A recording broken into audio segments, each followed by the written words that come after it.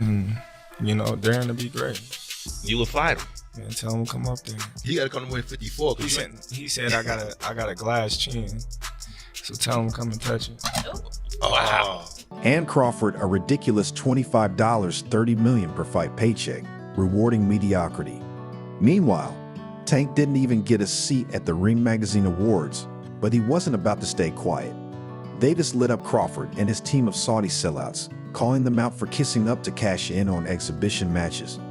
Tank didn't hold back, even dragging Alec, saying the billionaire knows as much about boxing as Crawford does about humility. While Crawford hypes up small crowds in Riyadh, Tank is selling out American arenas like the true star he is. Davis isn't just exposing the hypocrisy, he's obliterating Crawford's so-called greatness, and it's a sight to behold.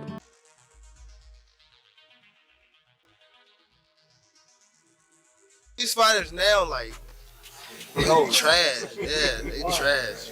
I think back in the day, fighters was better than the fighters today. At the Ring Magazine Awards held at London's Royal Naval College, every big name was in attendance.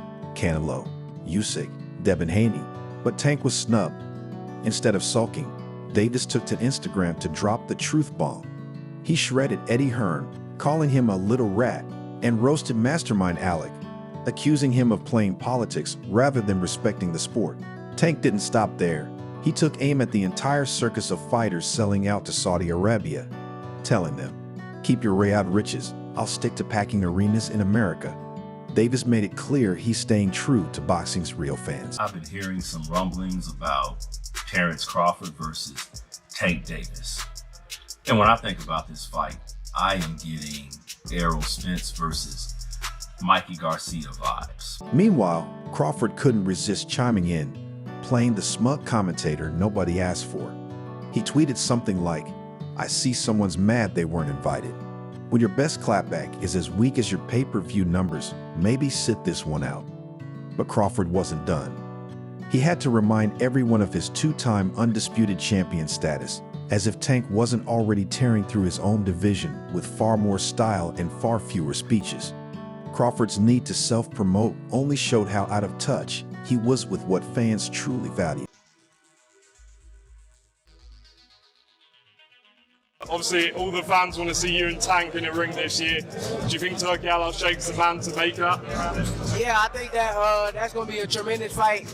I think he's saving boxing, so once Tank gets with him, and I think the fight's going to happen. And let's talk about Crawford's so-called wisdom on greatness. He actually had the nerve to say Tank should step up if he wants to be great. Step up, Crawford? My guy, you're barely stepping out of your comfort zone. Sure, you've conquered multiple weight classes, but let's not pretend it was some heroic gauntlet of impossible opponents.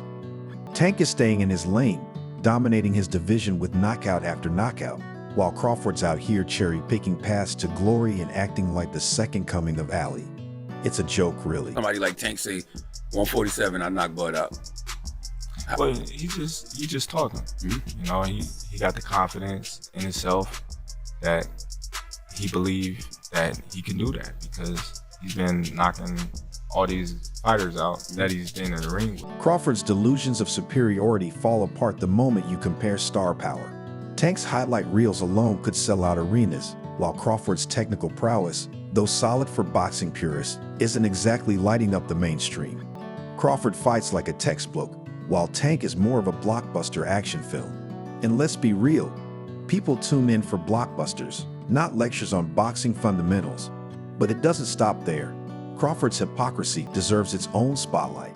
He's cozy at 147, throwing shade at Tank for not stepping up.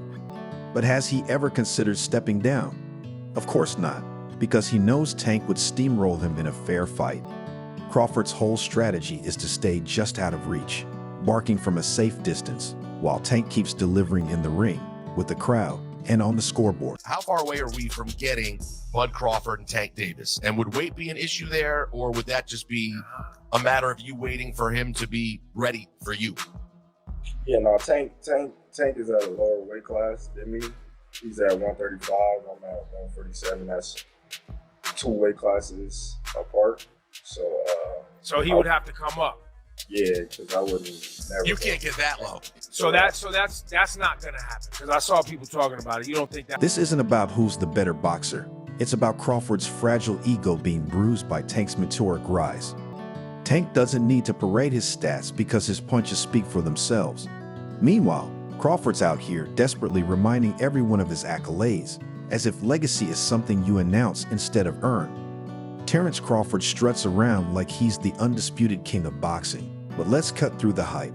Sure, he's the first fighter to unify two divisions, and his TKO over Errol Spence Jr. was impressive for about 5 minutes, but the guy is chasing legacy like it's a scavenger hunt. Meanwhile, Gervonta Davis is out there actually building his. Crawford's resume might be dripping with stats, but let's not kid ourselves. It's padded with names that even hardcore fans have to Google.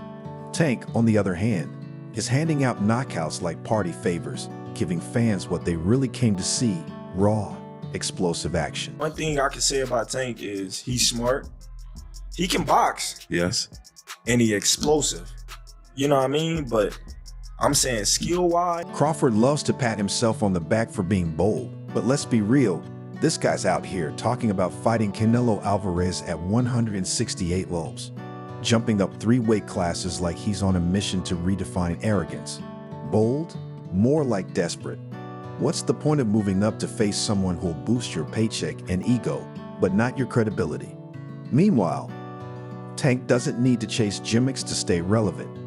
He's dominating the lightweight division with an iron fist, serving highlight reel knockouts, and pulling massive crowds, all without ever leaving his weight class. As Tank said, "Y'all think I'm chasing greatness? I'm not. That's what I have to do to make decent money, boys." And let's talk about Tank's little jab about fighting Crawford after Spence did. Did Tank retract it because he's scared? Please. He backed off because he knows better than to waste time on a guy who needs to wave his resume around to stay in the news.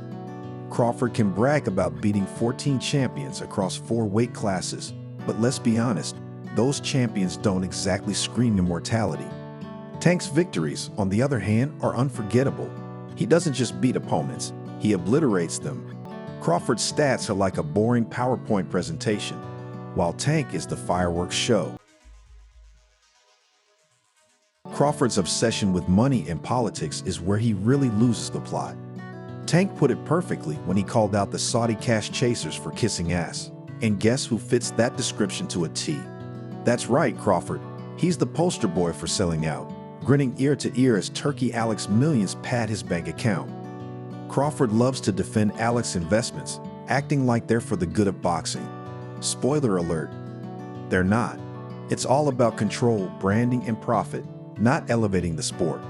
Crawford, he's just another player in their game, pretending it's all about noble intentions. Tank didn't stop there. He dropped a bomb about Al Heyman, saying at least Alec picks up calls. Translation: boxing's politics are rotten, and Crawford is defending the same system that keeps the sport stagnant. Imagine Crawford trying to turn that into a win. Tank doesn't need calls or Saudi checks to stay afloat. He's doing just fine filling arenas and headlining fights that fans actually care about. And yeah, Crawford might be pocketing $25 million per fight, but let's not act like that buys him a free pass to lecture Tank about greatness. Tank's legacy isn't for sale, and Crawford's isn't either, no matter how many paychecks he cashes. Crawford's defense of Alec is laughable. He's out here bragging about fights being hosted in Leh, London, and Riyadh like that's some game changer. Newsflash, fans don't care about exotic venues. They care about good fights. Tank's criticism wasn't just about the money, it was about exposing the pandering.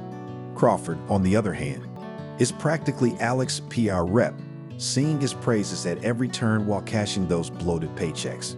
It's honestly embarrassing. What are your thoughts on Gervonta Davis saying that he's going to walk away from boxing after 2025? Look, I don't blame him. I'll tell you that much. I don't blame him, man. This sport ain't no joke. If the fire not there. This rivalry isn't just about boxing skills. It's about principles. Crawford acts like he's the one chasing history, but let's not forget that his legacy is built on strategic matchmaking and safe bets. Tank, on the other hand, is the real deal. He's dominating his division, speaking out against the nonsense that's holding boxing back, and delivering the drama, excitement, and authenticity fans crave. Crawford might daydream about super middleweight showdowns, but Tank is focused on being remembered as the fighter who redefined the sport. Now, let's address the fantasy matchup talk. Some so-called experts, like Roy Jones Jr., think a Crawford versus Tank fight at a catchweight would be epic. Let me save you the speculation. It wouldn't be. Crawford may have versatility and technical skills, but one clean shot from Tank, and that debate is over. While Crawford is busy talking about moving up to fight Canelo, Tank is making every fight count, winning hearts, and delivering unforgettable moments. The idea of Tank retiring by 2025 might seem premature, but let's be honest, he's already done more for the sport than Crawford ever will. This rivalry isn't just a clash of fighters, it's a clash of ideals. Crawford can keep chasing headlines and cash grabs, but Tank, he's the embodiment of greatness. No amount of Saudi money or padded stats can change that.